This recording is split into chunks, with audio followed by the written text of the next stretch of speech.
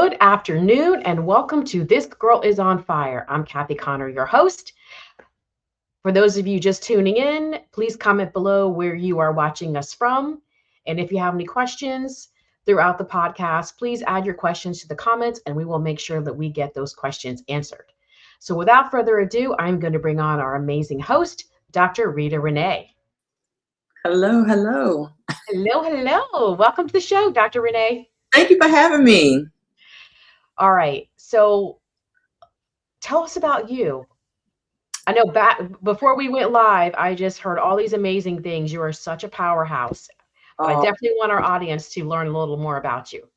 okay, well, I'm in the amazing state of North Carolina via Colorado, via Virginia, via New York. But anyway, I'm a mom and a wife and have an amazing family. My oldest is going to be 41, and the youngest just turned 16 in January. International speaker, TEDx speaker, and I'm also in clinical management still in a corporate setting. And I just love to be around women. I love helping women. I work with women who are highly capable, highly respected, deeply accomplished, yet somewhere along the line they began monitoring themselves more than expressing themselves. So whether they've been through some type of trauma, I help those women to come off mute. And I'm happy to be here today. I love that. You wrote 9 books. Yes. Tell us about your books. Well, the first book that I wrote was in 2014, I believe. It was Stay in the Ring, Knocked Down, but Not Knocked Out. And it's all about my life, how I grew up um, in a single family home. I was molested from the age of 5 to 10 by my uncle. And then I talked about the marriage that I was in previously, where I had bleach put in my contact solutions. I had things happen to me that a lot of women could not survive. And during that time, I began to become more freer because I began to share what has happened to me. And as I began to share that, I felt lighter, I felt freedom. And I said to myself, if I am able to become free by being my authentic self, by sharing my past, because it doesn't define my future, how many other women could I help? And so that's how that book was birthed. And then from there, I just did compilations of prayer journals. I did some business books. One of the business books that I wrote was I was in this partnership that wasn't so favorably. And one thing about me in partnership, I know that we all supposed to be profitable, but if you allow money to be that driven source, then sometimes you can lose focus on the people that you're trying to help. And that partner had the monetary focus instead of the helping aspect that I'm used to. And so I wrote a book of the women's business guide of breaking free from toxic relationships. And then a next book I wrote because being in a new area in North Carolina, I didn't know anybody. And I was seeking out so many people who I just wanted to connect with other women. So I created the book called The Power Link. And that's connecting strategically with having authentic, genuine relationship, not based on transactions, but based on building a sisterhood. And many other more books. So you can find those on my website. And it's all about lifting up and building up other women. But the last one I will share is Powerhouse Speaker Unmute. And I saw how my transition from not being noticed or seen, my voice being heard, to creating my own platform where I invited people I did not know so that they can be powerhouse speakers on my platform. And that's how Powerhouse Speaker Unmute came about. I love that. Can you please share your books in Circle, the Yes, Circle of Go-Getters? sure. Absolutely. Thank you. I love how you are dedicating and you're so passionate about helping women level up. And I mean, that just speaks to volume of you. And you're right. It's, when your primary focus is money, it gets in the way and it clouds your judgment in some circumstances in terms of what the overall mission originally was. You know what I mean? So thank you for being firm with that, and realizing and understanding that that environment is probably not what you wanted it to be. And I'm sorry that you went through that, but you moved forward, you pivoted, and you came out on top. So I think that's awesome. Thank you. So let's dive into the topic, because I really feel that this topic is something that's important, and I hope our viewers take note and listen to everything that you have to say. Why accomplished women still hold back. Mhm. I love the topic. Let's dive into it. Oh, absolutely. This I think is very important because a lot of women who are accomplished, they sometimes feel like they're held back after success, not before the success. Many women, they begin their career willing to speak up, ask questions, contribute to ideas freely, but their curiosity sometimes is kind of downplayed. They start exploring, they start learning. But once that woman earns those credentials and those promotions, those titles, that visibility, something kind of subtly kind of like change. It kind of like weighs off, like I've arrived. And they become more aware about perception and scrutiny. Now they're concerned. They're trying to hold on to that status.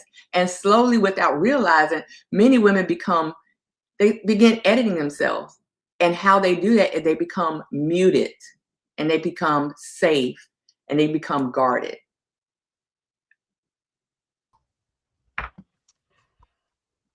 So what would you suggest when how can we help those women that are guarded or muted? Yes. Well, first of all, we have to recognize the framework, right? We have to recognize why they are muted. So, what I have found working with women with being muted, and I use the acronym muted to help describe that, is that they can't monitor themselves instead of expressing themselves. So instead of sharing their ideas naturally, many of them start analyzing every sentence before they speak. They start evaluating their tone, their perception, their interpretation before their thoughts even reach the room.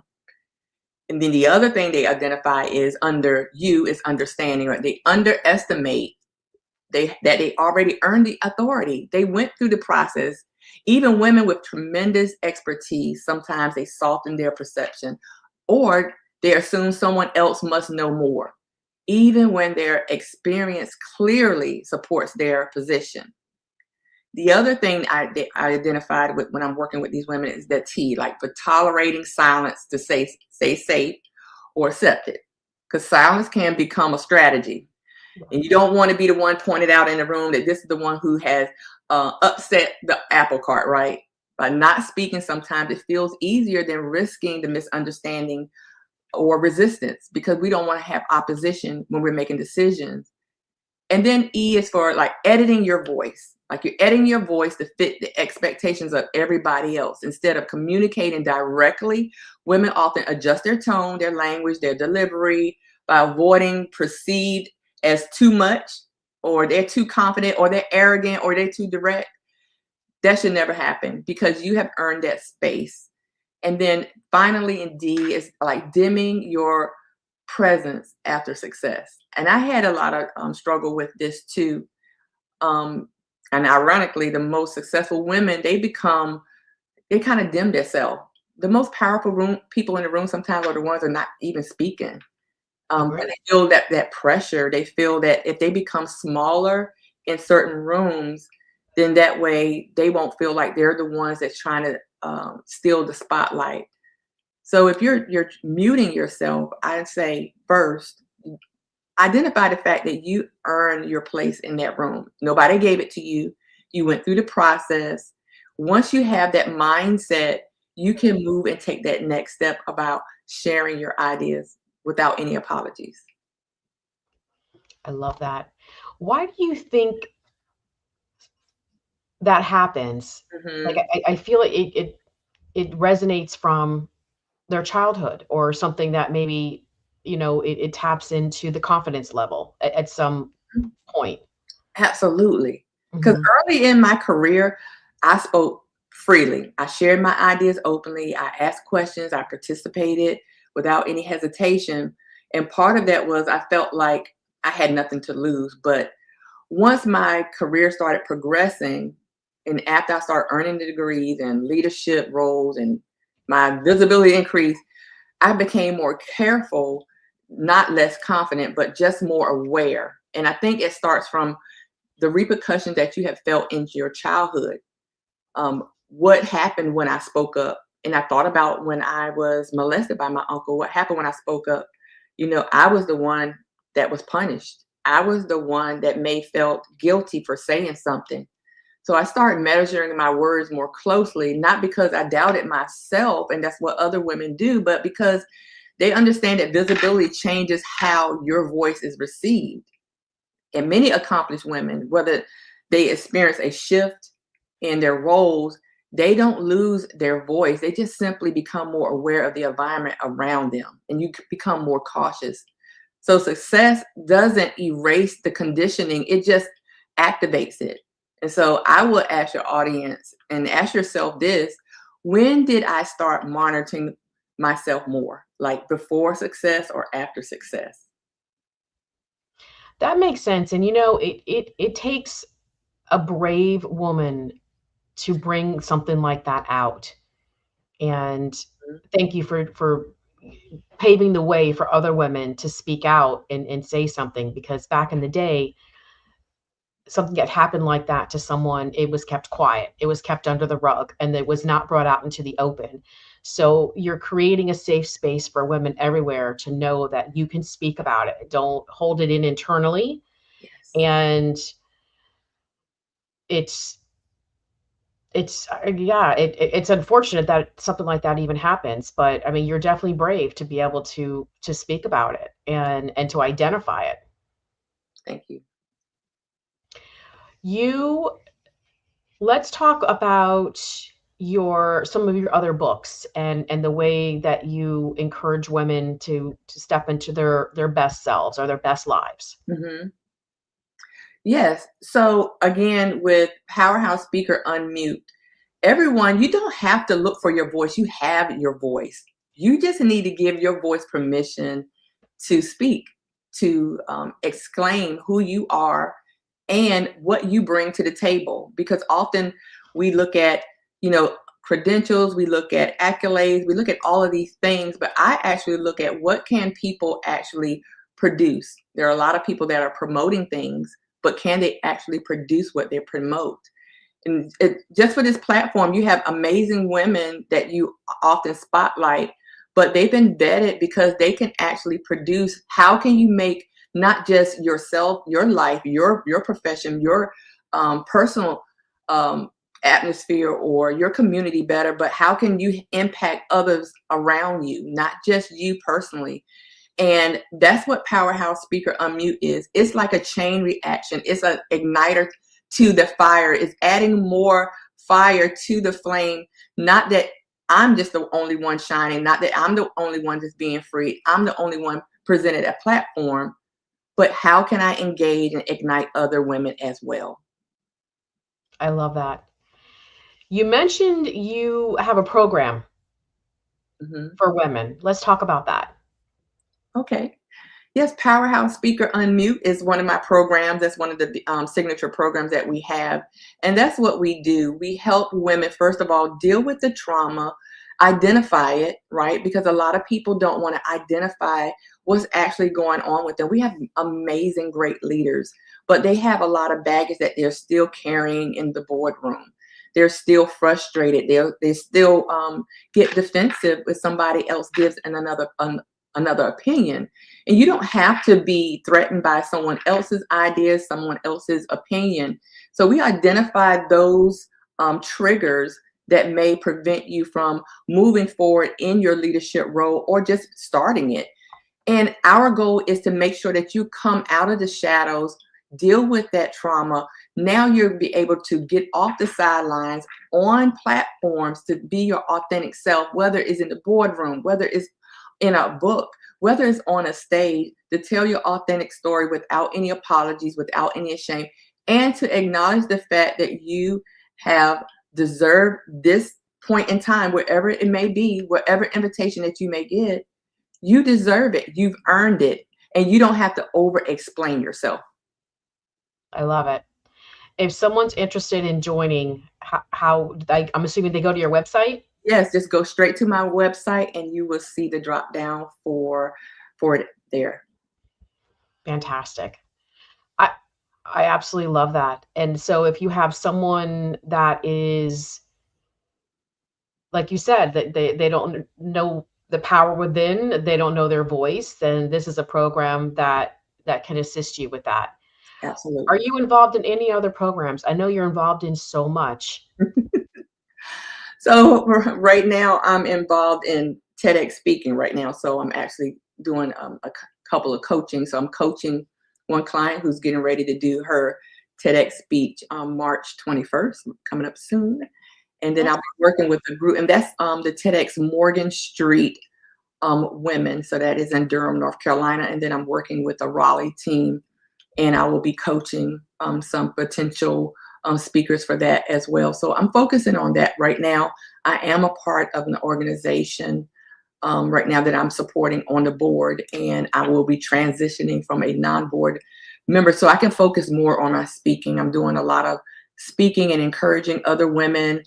Starting up my own podcast, Mute the Mic in April or May. We'll see how Nice. that. So I'm excited about that. Fantastic. I love it. So it's safe to say you offer public speaking services. Absolutely. Okay. So I did not know that. That's actually really, really good to know because I know we have a lot of members within the Go Getter Girls Network that we're looking for a public speaking coach.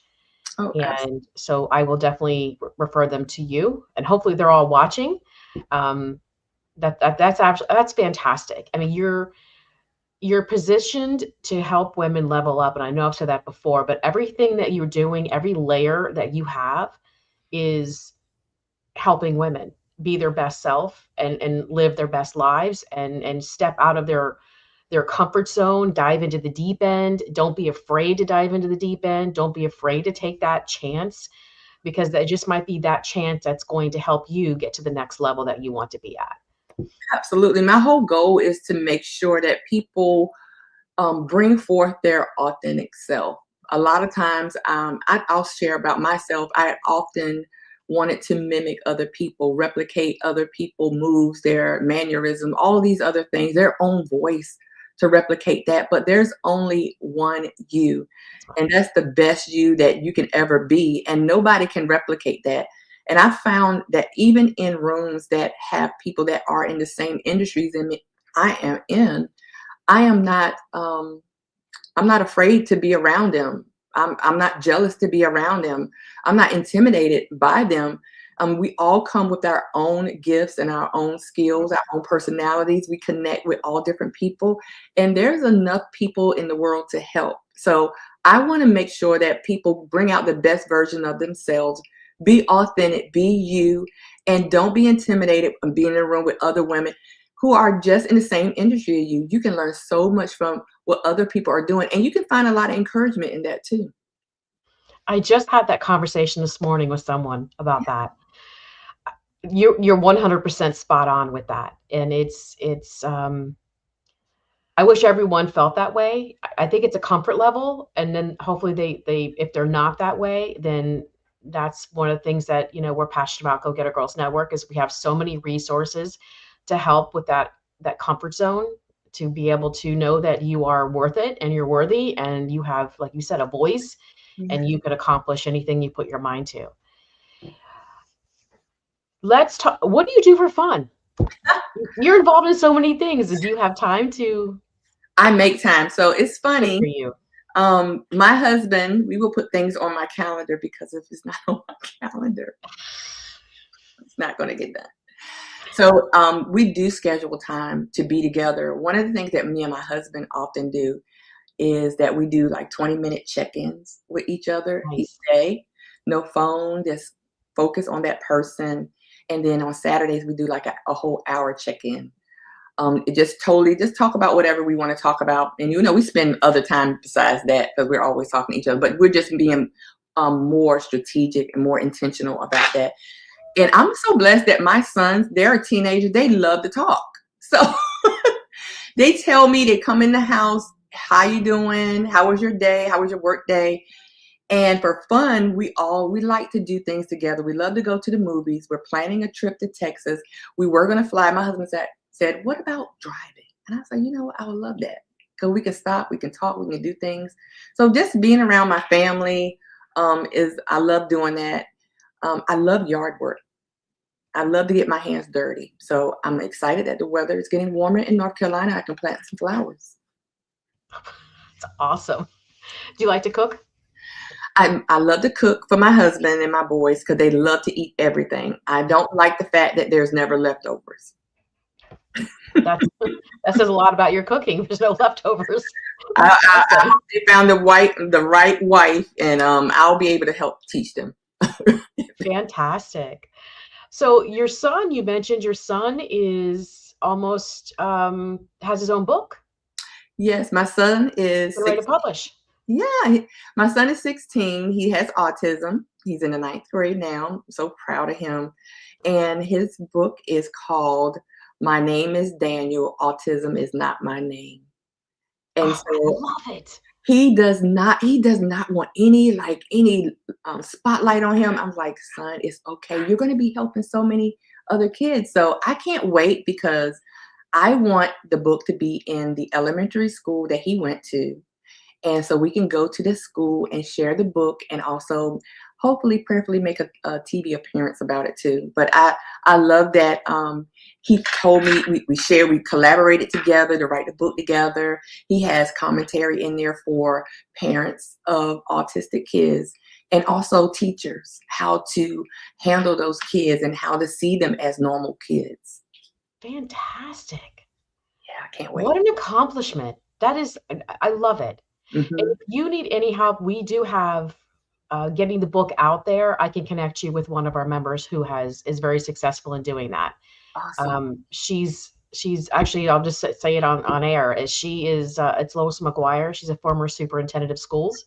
Nice. And she can maybe offer some insight on how to get that book into all the schools. Oh, I love that. I would love that.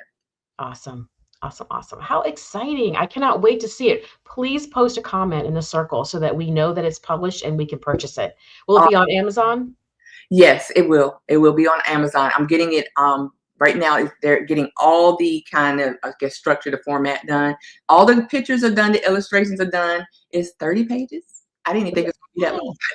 Yeah, it's nice. How exciting. I'm really excited for him. That's just fantastic. Mm-hmm. And the fact that he actually wanted to write a book to help others, yes, it speaks volume. I mean, I could see he's your son because you do the same thing. Thank you. That's awesome. So I know you have many jobs that you're doing right now. We kind of talked off stage about all the things that you're involved in right now. You're vice president of an organization. You have your own full-time job. How if you had to give some advice to our viewers, anyone that's dealing or working wears multiple hats, what would your advice be to manage all of it? Okay, so first of all, I don't believe in work-life balance. There's no such a thing.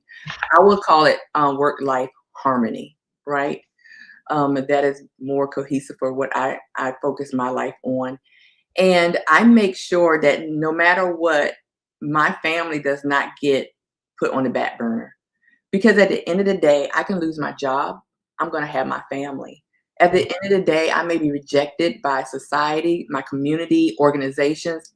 My family is going to have my back and be there.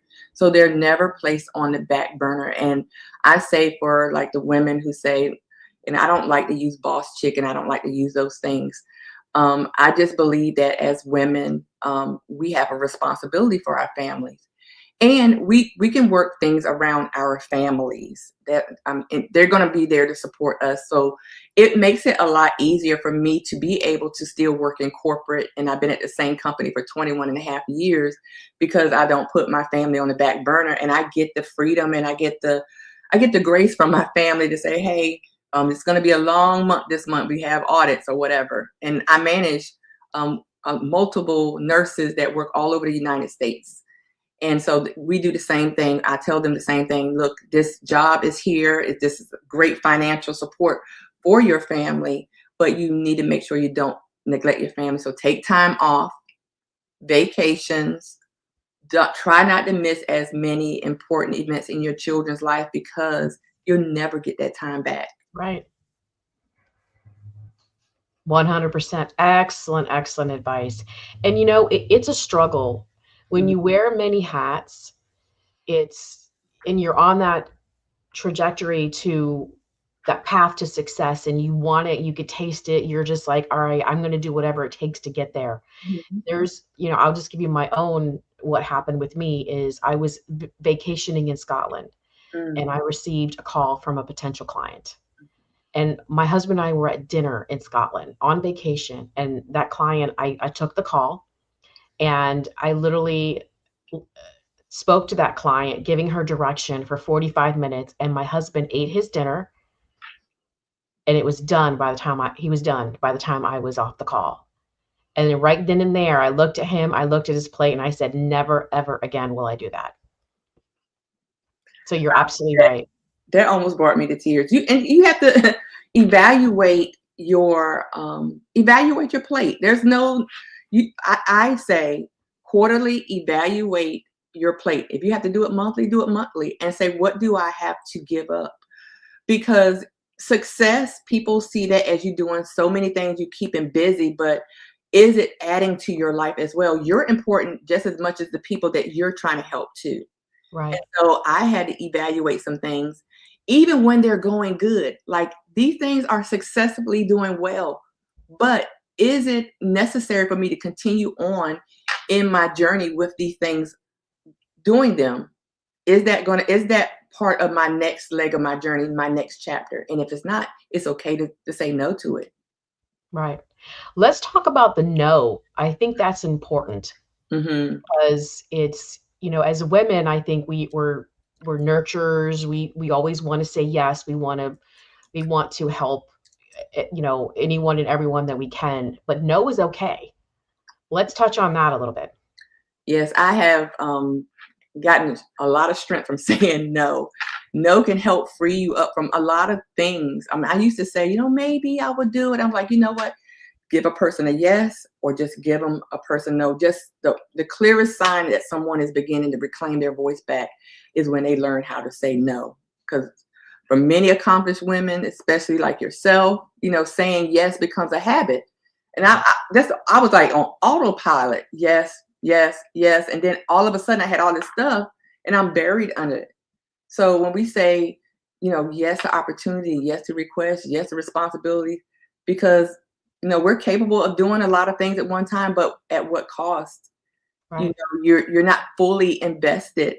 You're not fully giving it in your attention. Something's going to fall off, whether it's your family, whether it's that project, whether it's that relationship.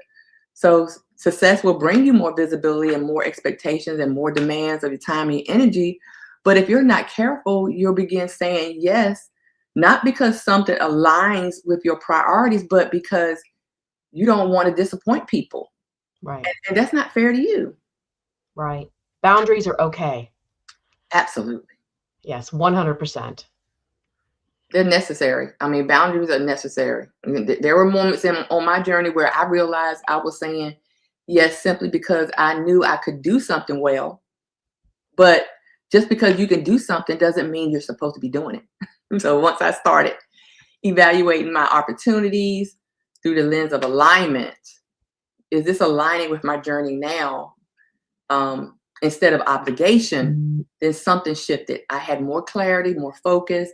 And then, interestingly enough, people respected my boundaries because I said it. People only going to do as much as you let them. I Yes, found that out.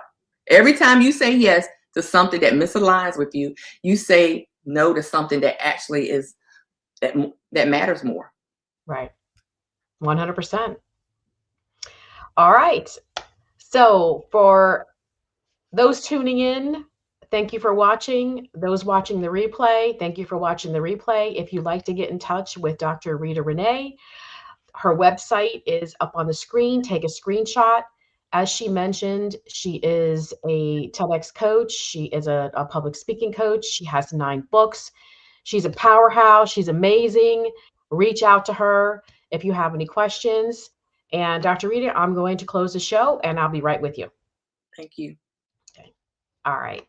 How amazing. I just, we have such amazing women within the Go Getter Girls Network. And I love every time we have one of our go getters as a guest on This Girl's on Fire. I personally learned so much. I know our viewers learned so much. I hope you take away some nuggets from this podcast. Again, I encourage all of you watching, reach out to Dr. Rita Renee and schedule a connect or ask her any questions. Go to her website. She has a bunch of information on there of all the services that she provides. And with that, until next time, keep that fire burning.